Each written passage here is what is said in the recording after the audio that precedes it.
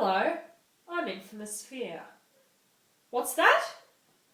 It's time for Infamous Queer! Pride, pride, pride, darling, darling, pride, pride 95! So what does Infamous Queer mean exactly? The last film I reviewed, The Watcher, doesn't actually count. It's not in any way infamous, and it's not even classified as an LGBT movie. So to make up for it, I really should look at a film that's both extremely notable and verified queer. And when looking at Infamous Queer, why not start right at the beginning? I'm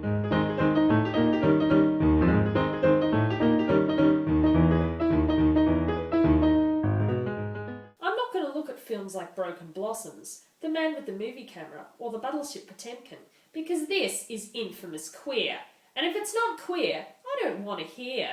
Although the Battleship Potemkin did have a lot of sailors running around, it was directed by a gay director, and it also had a soundtrack written especially for it by the Pet Shop Boys. Change is no obstacle.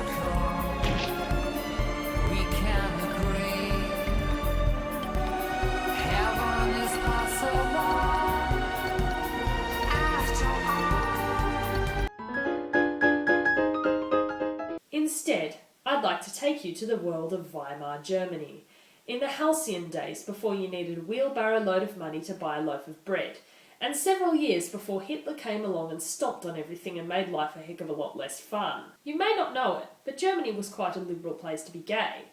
They invented the word homosexual, they had a grand tradition of sexual Wissenschaft, they had all those cabarets, and all in all, despite laws against being gay still being in place, queers had it relatively good. However, there was still paragraph 175, which boiled down to one thing: no sodomy. Many people ignored it though, at least until Hitler came along and turned it into "don't be gay or else." However, blackmailers loved the law because it gave them a chance of a nice payoff from homosexual men who didn't want to be found out. So with all that background in place, let's watch Anders als die anderen. Tell me, what have I done to deserve this? The film begins with some terrible silent film cliché piano and a bit of information saying basically what I just said.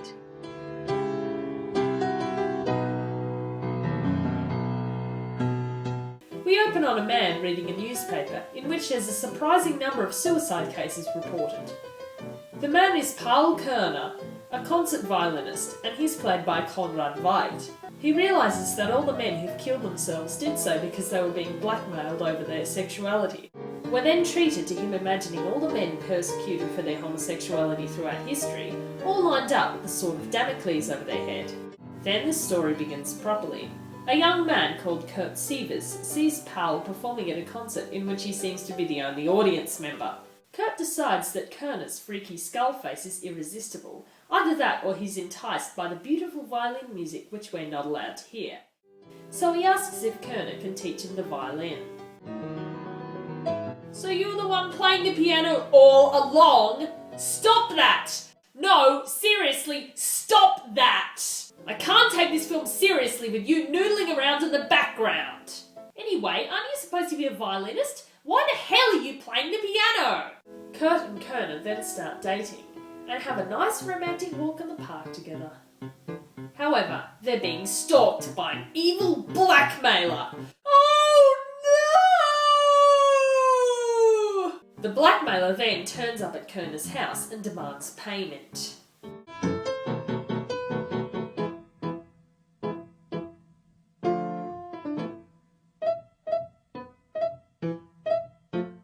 Then there's a short scene where the blackmailer talks about Kerner in a gay bar. Note the men dancing around in the background. And all the while, the same hideous piano music is still playing.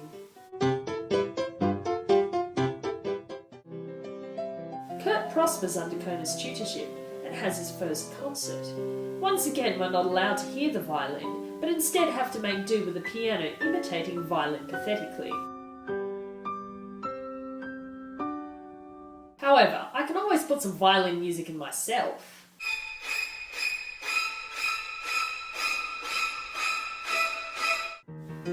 We then rejoin aside to Kerner's house, where a fist fight ensues. Well, either that or a three-way, I can't quite tell.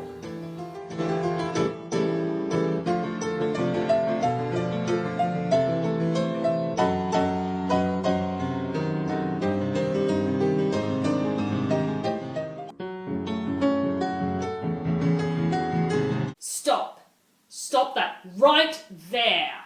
This film is supposed to be sympathetic towards gay people, so why, out of all the people you could have chosen to play the main character, did you cast the Joker?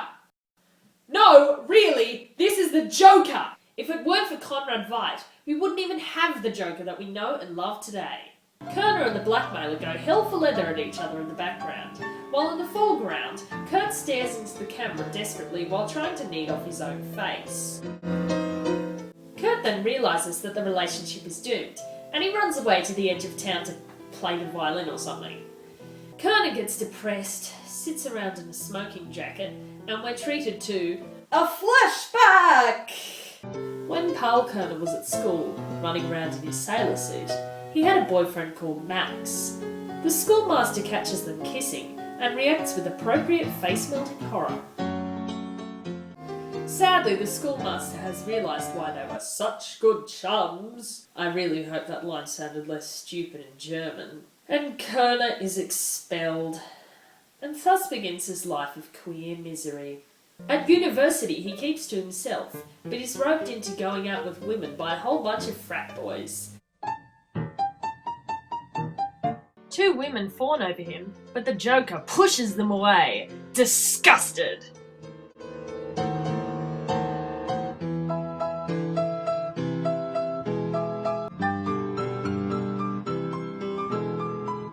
Well, thank you for that unnecessary detail about your sex life, random woman who we'll never see again. Understandably, Paul is a little bit worried and depressed by his lack of interest in women, so he takes himself off to a therapist who tries to fix him by stroking his head and hypnotising him with a dildo. It doesn't work. So Paul takes himself off to a sexologist, played by Magnus Hirschfeld.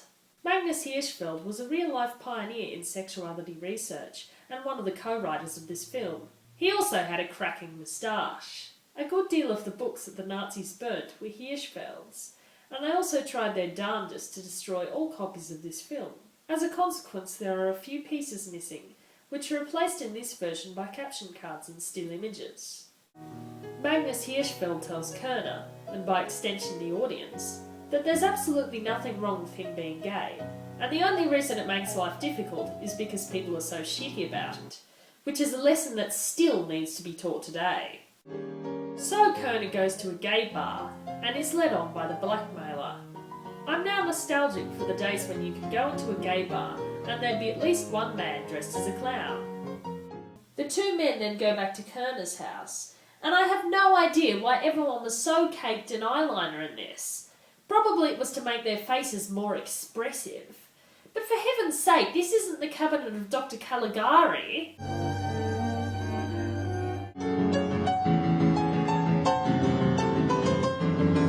Did Tim Burton go through and draw black circles on the original print or something?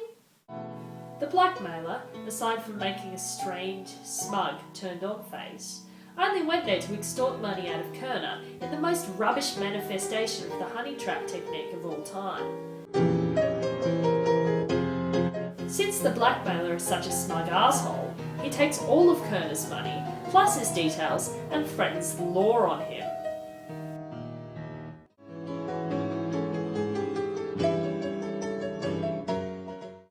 The statue of the naked man in the background is a nice touch.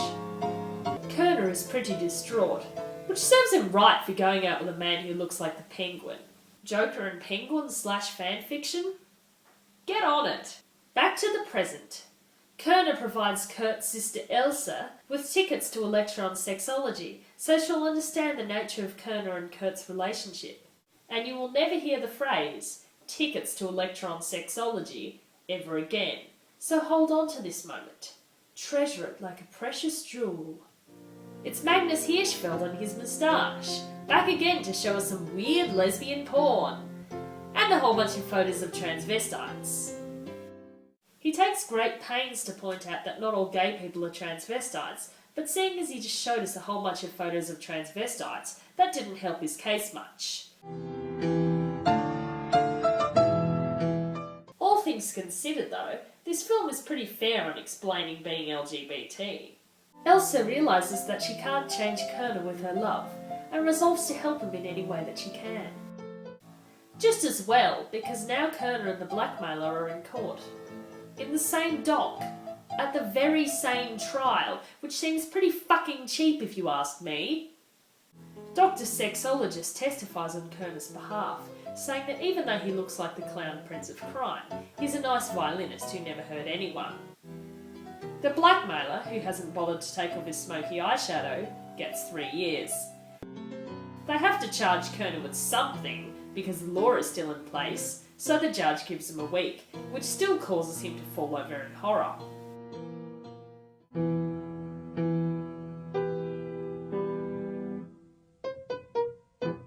You may expect that that kind of reaction to a week in jail was overkill, but when Kerner gets out, everyone shuns him.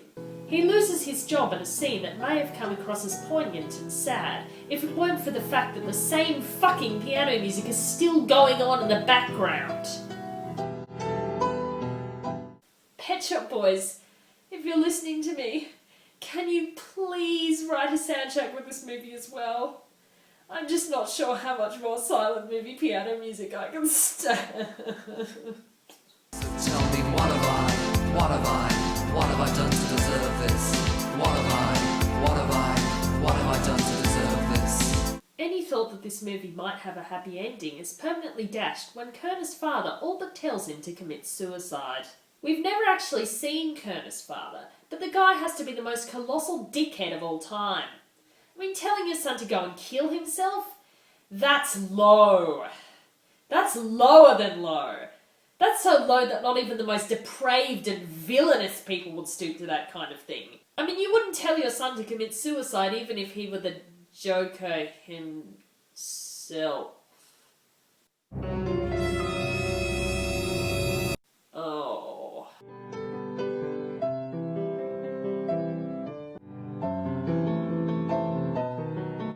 Paul Kerner kills himself, and Kurt reads about it in the newspaper and rushes back to his funeral. He wants to kill himself too, but Magnus Hirschfeld tells him the 1918 equivalent of an It Gets Better video.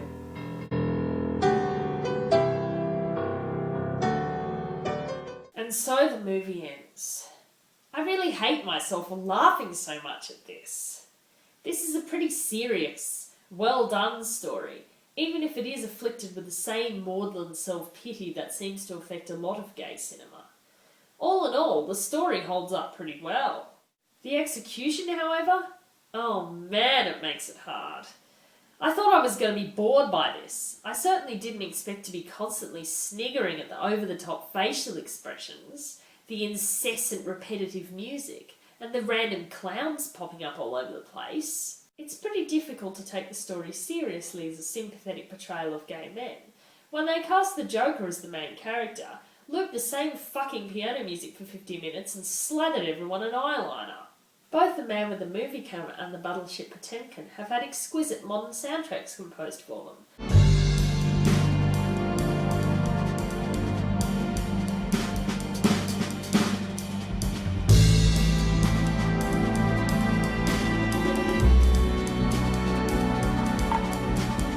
And I can't help but feel that this film might be improved by having different, more appropriate music. If you wanted to keep the music monotonous, you could at least go for something a little more epic.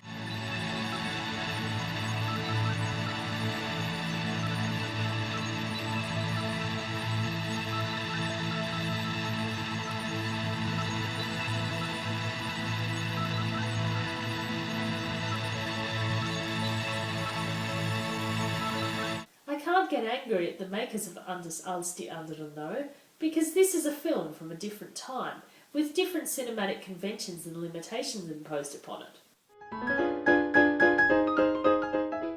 Over 40 years later, in 1961, a film with a similar plot was released in England. It was called Victim, And like Anders als die anderen, it was pretty groundbreaking. Barrett, if I hear from you again, I shall inform the police. Do you understand? That's absolutely final. It helped change the laws against homosexuality for one, and it was very well acted, shot and directed, even if it did suffer from some unfortunate music of its own.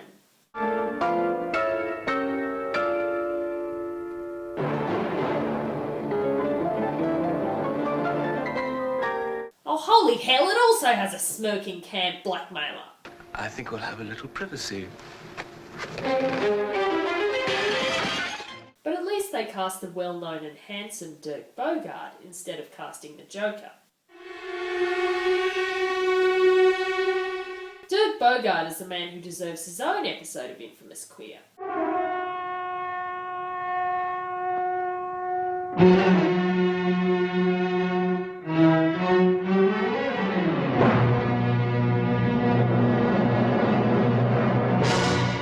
So that was Anders als die anderen. And you know what? You should go watch this. It's entertaining, it's a good document of the society at the time, and it's not very long. And if you'll excuse me, I've got to go and clean off this eye makeup.